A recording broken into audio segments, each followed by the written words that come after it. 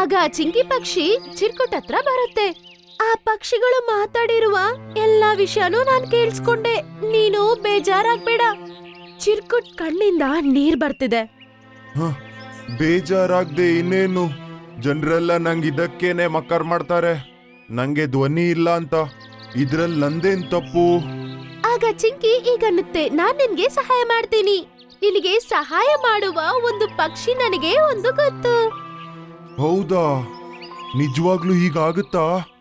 ನಿಜವಾಗ್ಲೂ ನಾನ್ ಮಾತಾಡ್ಬೋದಾ? ಯಾಕಣ್ಣ, ಯಾಕಾಗಲ್ಲ? ನೀನು ನನ್ ಜೊತೆ ಬಾ. ನೀನು ಮಾತಾಡಕ್ಕಾಗತ್ತೆ. ಬೇರೆ ಜಂತುಗಳ ಜೊತೆನೂ ನೀನ್ ಮಾತಾಡಬಹುದು.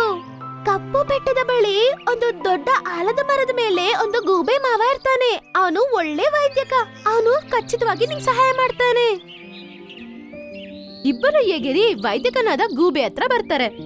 ದಾದಾ, ಒಂದ್ಸಲ ಇವ್ರನ್ನ ನೋಡು. ಇವ್ರ ಕೈಯಲ್ಲಿ ಮಾತಾಡಕ್ಕಾಗಲ್ಲ. ನೀವು ಚಿಕಿತ್ಸೆ ಕೊಡ್ತೀರಾ? ಇಲ್ಲೇ ಬಾ, ಬಾಯಿ ಓಪನ್ ಮಾಡು. ಚಿರ್ಕುಟ್ ಅವನ ಬಾಯಿ ತೆಗೆದು ಗೂಬೆ ಹತ್ರ ತೋರ್ಸುತ್ತೆ. ಗೂಬೆ ನೋಡಿ ಹಿಂಗನ್ನುತ್ತೆ,